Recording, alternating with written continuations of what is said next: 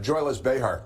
She claimed that she understood racism better than South Carolina Republican Senator Tim Scott. Senator Scott appeared on The View today to respond.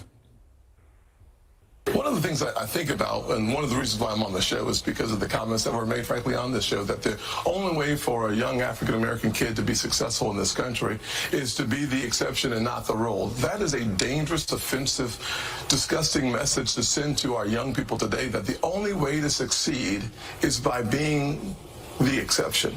I will tell you that if my life is the exception, I can't imagine. I can't. But it is. But it's not. Right, it is. Like, what are you talking? I didn't even watch this because, again, it's like, I'm sorry, I had to pause it already. I'm acting like Sam Cedar right now. So pause it every 5 seconds. Sam Cedar, pause it.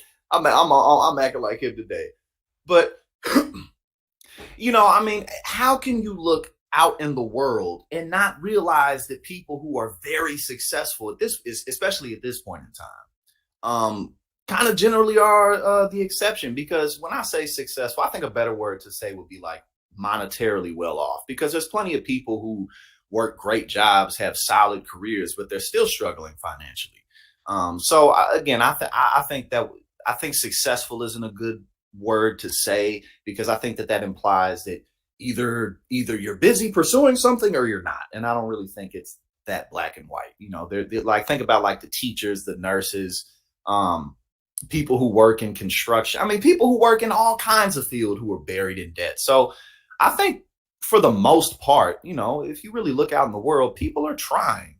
People are doing their best. People want to live comfortable lives.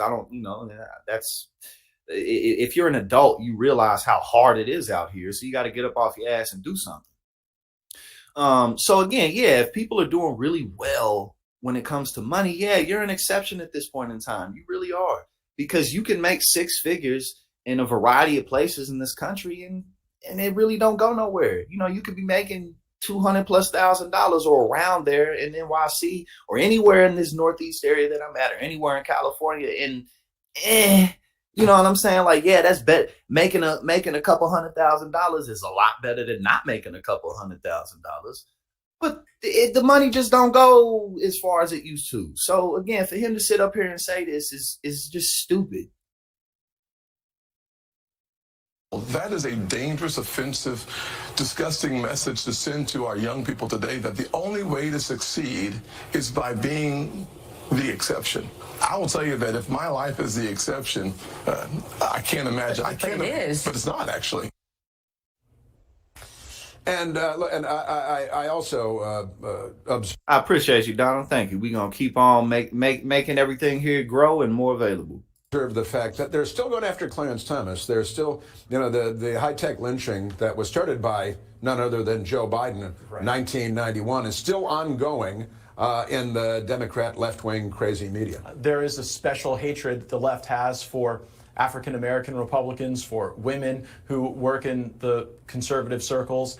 And, with Tim Scott, I think you have a candidate almost teleported from a different time. He strikes me as the kind of Republican we ran in the 90s, like a Herbert Walker Bush or a Bob Dole person. But the reality we live in today is that optimism is not coming to your rescue. And, smiles are not a substitute for success. That was actually a solid, Matt Gaetz is Matt Gaetz, but I actually like that. Optimism is not coming to your rescue. That's a good that's a good quote, and it's very representative too of the reality of what Americans are living in right now. Being more positive ain't gonna, isn't gonna change the fact that every year your rent goes up by $200. Like, that's not gonna change it. It's not coming to your rescue. And, smiles are not a substitute for success, and hope is not a strategy to ultimately prevail against the things in this town that are crushing our fellow Americans. So I miss Whoopi. I miss Joy. I hope they'll one day have me back on The View. I only got one shot at it, but I don't know that Tim Scott is the one that's going to ultimately be the standard bearer. They don't miss you, though. I'm going to tell you. A lot of people don't. I get that a lot. And the only thing that Joy Behar knows about being black is she once went to a party in blackface. Yeah, that's right. I mean, she has no one to talk. This woman has no idea, like, the struggles that those in the minority community have to suffer day in and day out.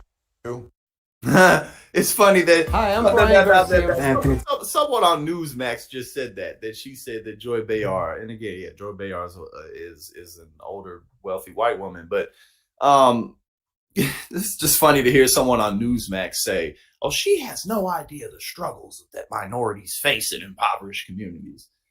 Like, oh, so you're aware of that, are you?